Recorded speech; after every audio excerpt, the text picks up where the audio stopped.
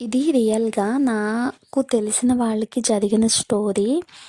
ఏంటంటే, ఒక అమ్మాయి జీవితాన్ని ఒక అబ్బాయి ఎలా నాశనం చేశాడు అనేది తిన జీవితంలో జరిగింది. ఇది ఏలూరు దగ్గరలో జరిగింది. గీతిక అనే అమ్మాయి తన కుటుంబంతో కలిసి ఏలూరులో ఉంటుంది. అక్కడ తన స్టడీస్ అన్నీ కూడా కంప్లీట్ చేసుకొని ఒక చిన్న ఉద్యోగం కోసం విజయవాడ వెళ్ళింది. అక్కడ తనకి జాబ్ చేసుకున్న టైంలో ఒకతను పరిచయమయ్యాడు. అలా తన జీవితాన్ని టర్న్ చేసింది తనే. స్టోరీ ఏంటంటే, గీతిక హైదరాబాద్‌లో ఉద్యోగం చేస్తుంది. అక్కడ ప్రేమ అనే పేరుతో ఒకతను పరిచయమయ్యాడు. తను ముందు లవ్ చేయకపోయినా ప్రేమ అని చెప్పేసి తన వెనక పడి, తను ప్రేమించేంత వరకు కూడా తనని నమ్మించాడు. అదే కంటిన్యూ జరుగుతుంది 3, 4 ఇయర్స్ నుంచి కూడా. సరే అని నిజమైన ప్రేమ అని తను కూడా యాక్సెప్ట్ చేసింది. తను అబ్బాయికి అయితే ఏమీ లేదు. బ్యాక్‌గ్రౌండ్ గానీ, ప్రాపర్టీస్ గానీ, ఆస్తిపాస్తులు గానీ ఏమి లేవు. తనకైతే ముగ్గురు అక్కవాళ్ళున్నారు. తినేమో లాస్ట్ అతను. ముగ్గురికి కూడా పెళ్ళయిన తర్వాత చేసుకుంటానని చెప్పి తనతో ఒక చిన్న వ్యాపారం స్టార్ట్ చేశారు. అదంతా కూడా ఆ అమ్మాయే చూసుకునేది.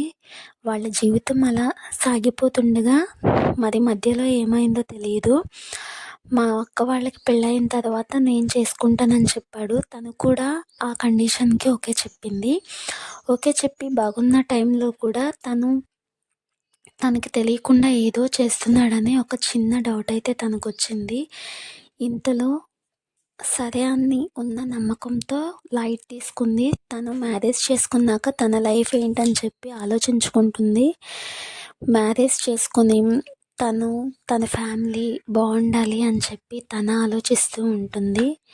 ఆ ఆలోచన కూడా వాళ్ళ కుటుంబాలతో కలిసే, వాళ్ళ అక్క వాళ్ళతో కూడా కలిసే వ్యాపారం కూడా 3 పువ్వులు 6 కాయలుగా బాగా ఫలించింది.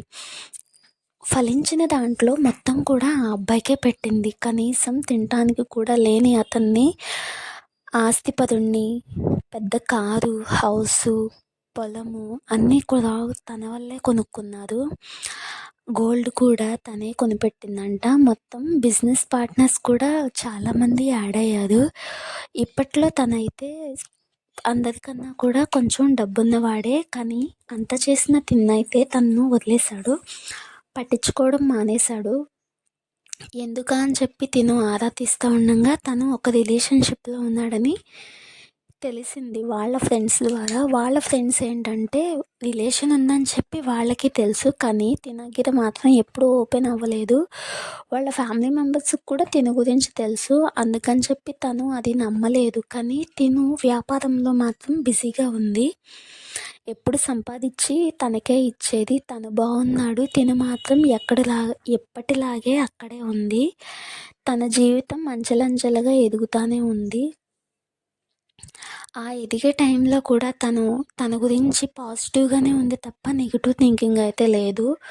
ఒకరోజు అకస్మాత్తుగా ఊరెళ్ళి ఇప్పుడే వస్తాను అని చెప్పి తను సీక్రెట్‌గా తను రిలేషన్‌షిప్‌లో ఉన్న అమ్మాయిని మ్యారేజ్ చేసుకున్నాడు. అది కూడా ఎలా తెలిసిందంటే తినకి, వాళ్ళ ఫ్యామిలీ మెంబర్స్ అందరికీ తిను తెలుసు. వీళ్ళకి కూడా వాళ్ళ ఫ్యామిలీ తెలుసు. వాళ్ళ ఫ్యామిలీ మెంబర్స్‌కి కూడా అందరికీ తెలుసు. ఆ పెళ్ళైపోయిన స్టేటస్‌ని వాళ్ళు మొబైల్ స్టేటస్‌లో పెడితే, ఆ స్టేటస్ చూసి తనకి మ్యారేజ్ అయింది అని చెప్పి తినప్పుడు నమ్మింది. తనకు 7 సంవత్సరాలు లవ్ చేసిన అమ్మాయిని పక్కన పెట్టి, ఈ అమ్మాయిని చేసుకోవడానికి కారణం ఏంటని కూడా తను చెప్పలేదు. ఆ అబ్బాయి అడగలేదసల.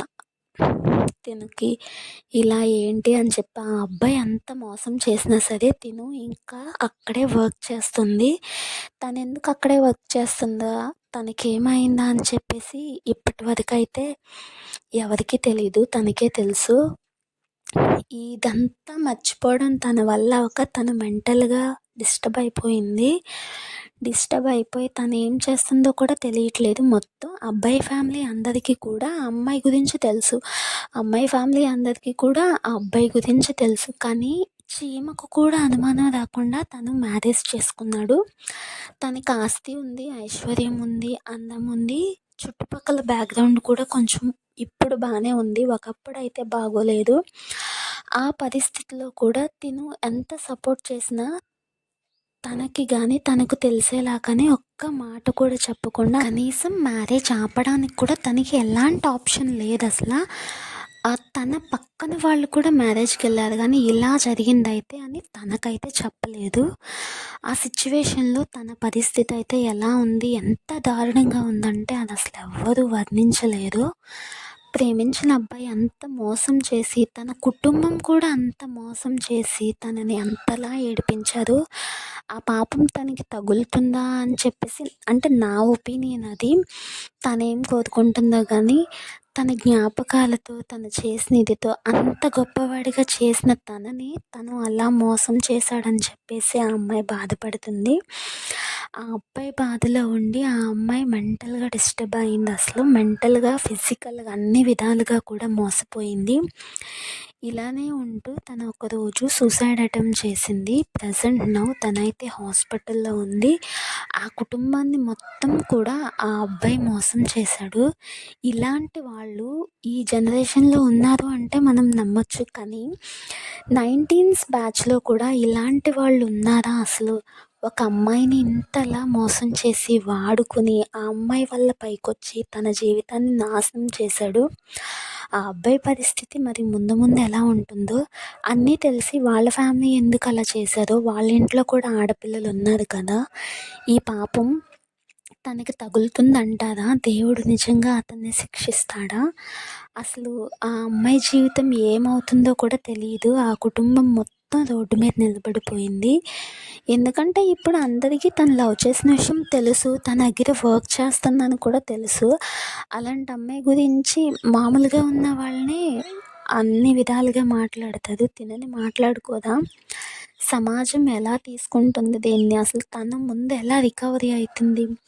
నిజంగా మనం లవ్ చేసే వాళ్ళని వాళ్ళు కరెక్ట్ పర్సన్ కాదా? లేదా ఫలానా అని మాత్రం మనం ఖచ్చితంగా తెలుసుకోవాలి. ఆ అమ్మాయి మోసపోయినట్లు ఇంకెవరూ మోసపోకూడదని ఆ స్టోరీ నాకు చెప్పింది. ఈ స్టోరీ మీకు ఎలా అనిపించిందో చెప్పండి. ఆ అబ్బాయి నిజంగా అంతలా మోసం చేయడానికి కారణం ఏమై ఉంటుంది? ఆ అమ్మాయి తప్పేం లేదు. అన్నీ తనకు నచ్చినట్లే చేసిందిగా. ఇంకా ఎందుకు మోసం చేయడం? అంటే తినకన్నా డబ్బుందని చెప్పి ఆ అమ్మాయిని మ్యారేజ్ చేసుకున్నాడా? డబ్బుంటే ప్రేమ మారిపోతుందంటారా?